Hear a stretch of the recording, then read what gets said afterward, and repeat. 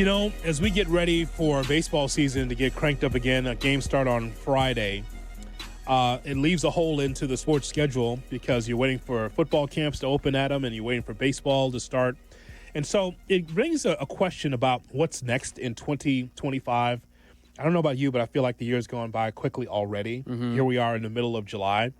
And so we're wondering what's next as far as the sports landscape is concerned. I've said many times that I've always felt that the reason why that I really love sports and really into sports is because I want to see something I've never seen before. And every day, whether it's on social media, whether it's on Big ESPN, FS1, whatever game that we're watching, is always something we've never seen before or didn't expect. And that's ultimately the reason why that I watch, is because I want to see the unexpected. And so I'm also into the stories, the storylines of sports. And so here we are. We've still got a long way to go before the year is ending. What's next that is going to be a big splashy headline in sports? Well, I think just for the time of year, the next big thing is going to be what happens with the Bengals and Trey Hendrickson. I think that's going to be the next major headline. But I think we're all kind of waiting, at least the national sports world is waiting for what happens with LeBron and what happens with him in the Lakers. And, we talked a little bit about it in Shot or No Shot, and where, if anywhere, is he going to go? Is he going to say, I want to play in Cleveland? Does Cleveland want him? Would he go to Dallas? Does Dallas want him? Or does he stay a Laker and finish out his career there where he's built a new home? Mm-hmm. And so I think that's the next big major, we don't have Woj bombs anymore, but that's the next big thing would be what LeBron does. There was also a story earlier this week that Greg McElroy on the SEC network made headlines saying that a person in the know told him that he believes Nick Saban will be returning to coaching at some point. That's interesting. And whether or not, and then he went on to say, I don't think he ever would. I talked to him, all that kind of stuff. Thinks he's happy and with what he's doing, working, 12 weeks a year, whatever it is, on game day, and then golfing the rest of the time and still recruiting for Alabama Roll Tide. But okay. That would be... You had to do that. I did. I'm right here. Sorry. I mean, yeah, but you're good, so... Oh, well, it's a Georgia fan sitting right next to you. Yeah, what do you guys mean? are good. Yeah, okay. I think you're fine. So I think that would be the next biggest story would be where LeBron goes. And then I think the next major bombshell type story would be if a big name head coach came back, right? Okay. If someone because Mike McCarthy coming back next year after taking a year off, okay. That's not that big of a story. You know what I mean? He will come out of nowhere and he will get another coaching job. But the reason why you don't see him now is because he's bad on TV. Yeah, he'll be on a TV set somewhere. I don't. Really? Oh, you mean the new look FS1? Maybe. He'll be a contributor. I don't think he's going to get a hosting spot. I don't think he's going to get a on the desk every week. He's never said anything interesting. That's probably why he's probably fishing someplace. Well, Vrabel didn't really do anything with his year off either. So, but the Saban thing's interesting. Let's stick to that. Say, for instance, that is the story. Because before this, to me, the next story, previous to this, Adam, was, hey, a rookie like Mizorowski's in the All-Star game, and people are kind of sour about it. And so I thought that was very compelling because I hadn't seen a rookie with that little of a resume that was in an All-Star game. I thought that was compelling.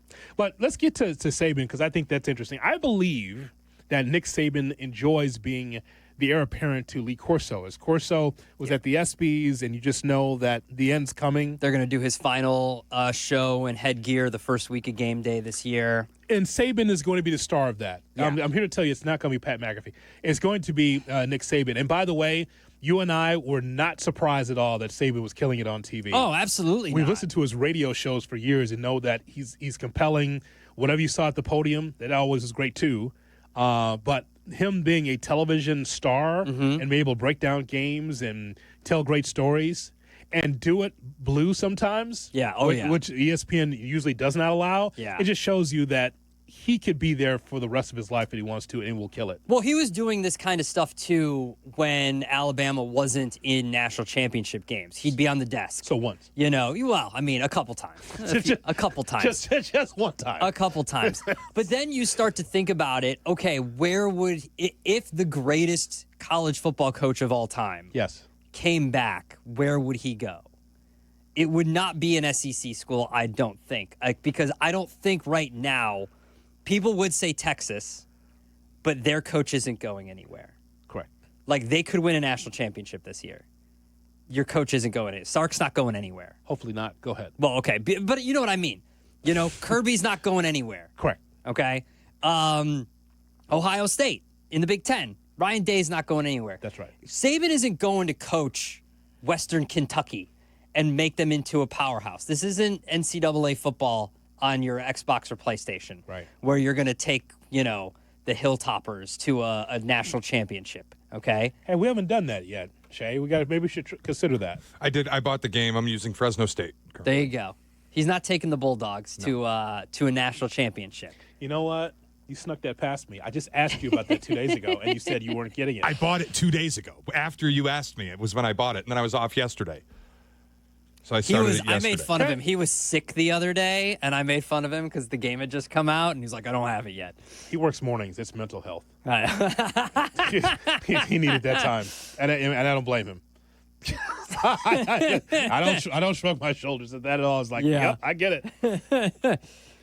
Like he's from West Virginia, but I don't see him taking, like, he's not going to coach West Virginia. No, I don't believe so either. I think that he's going to stay in television. Because the only other job that he'd want is Kalen DeBoer's job. And I would tell you this, as an Alabama fan, I would drive Kalen DeBoer to the airport today if Saban said he was coming back. You know what it is. Yeah. I mean, you know what it is. I know what their ceiling is, and I know that Saban's still doing some recruiting for them because you got to get them recruits, and he's still helping. But I think that, honestly, I don't know if he would. He's 72 years old, 73 years old.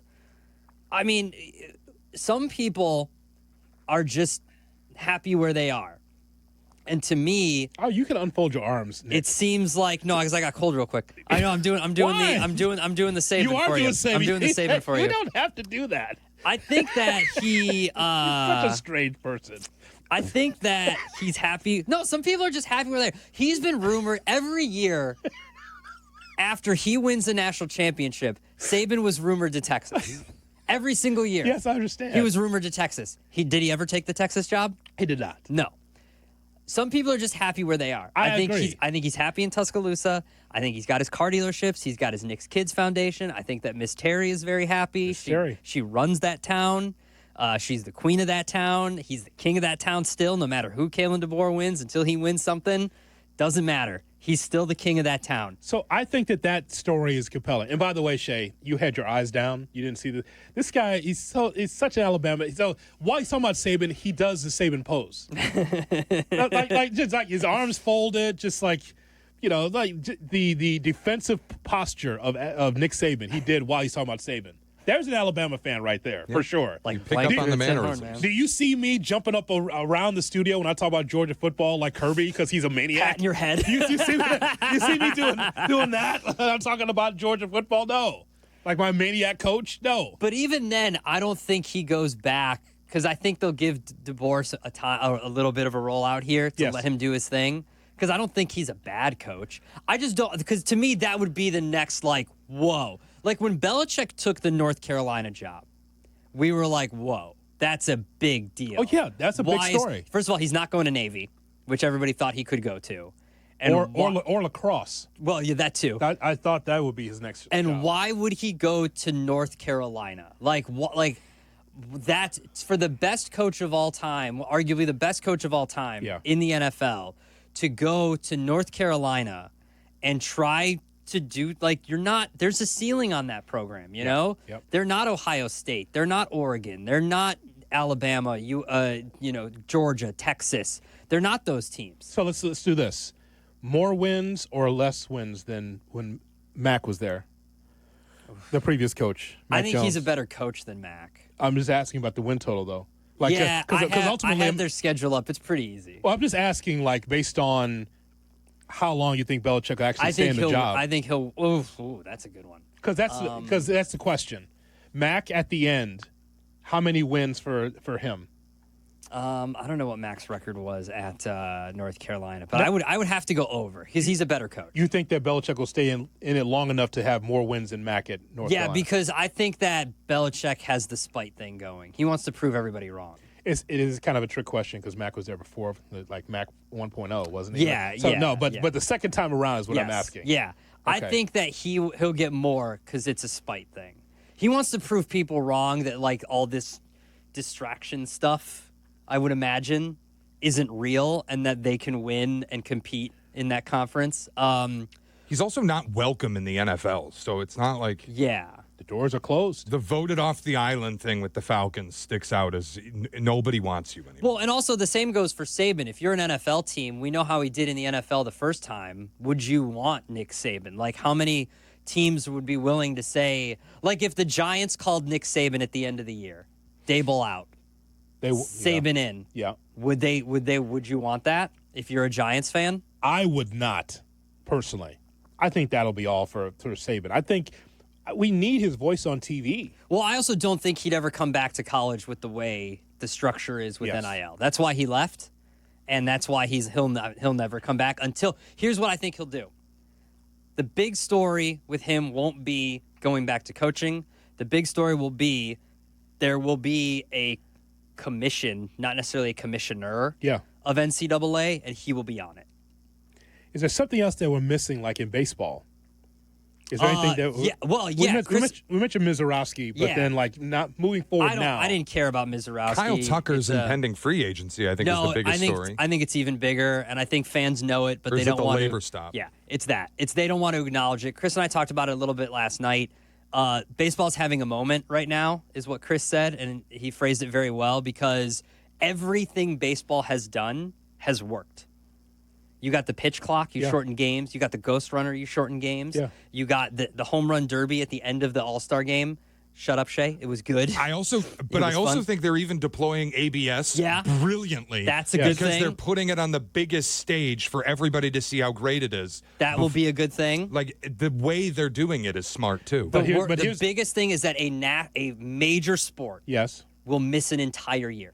Well, I would say that no one craps on their own sport like baseball. Yeah. Well, you have all this momentum, because I already lived through this, by the way, with the 94 strike. That was early in my career. I already lived through this where things were working well. White Sox, Expos, good teams, right? And then it's like, work stoppage. Mm-hmm. Guys are making too much money. All this goodwill for baseball. And Shea quotes the numbers all the time as far as the ratings. I don't believe in the ratings, but at least I know that there's more popularity in the sport. So you're going to shut things down after all this goodwill. Yeah. That's what baseball does to itself. Yeah. And so there won't be a steroid-led home run barrage that's going to lead you out of this on the other side of the strike or lockout. It won't, because nothing else can help it. People are going to miss the sport, but they're not going to come back in abundance because, again, 1994 is different than 2026. Mm-hmm. The idea that, well, baseball's back, so it's going to be so cool. Well, you unplugged something that was really fun. And I know that Tony Clark and also the owners are going to dig their heels in for a while with this. It could be the whole year. And you've got, Manfred has talked about it too, that he wants to start buying up the rights to these teams, to their broadcast rights, so fans have a better place to watch their team. It's something that the league should step in and do.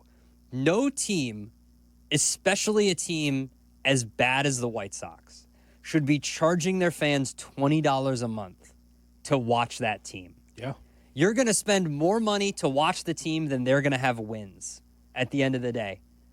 You'd figure $20 a month. How many months is that? Yeah. And they're going to have what? 60 wins, 70 wins? Yeah. So it should never be that way. And baseball is actually doing something to try to obtain the rights and put it all in one place so it's easy to find the games. Because he admits it, finding a game on Roku or Apple or all that kind of stuff. But that would be the next, to me, that's going to be the biggest thing that I think fans don't want to recognize. Yeah, speaking of Manfred, we're going to hear from him coming up next. You talk about the television deal. Mm-hmm. And again, this is something that's been a lament on this show for a while of how you're splitting the baby when you have all these different places to watch you spending in all these different places to be able to watch your favorite sport. Well, Major League Baseball is in this same boat. We'll talk about it. Adam Abdalla is in for Cap on the Cap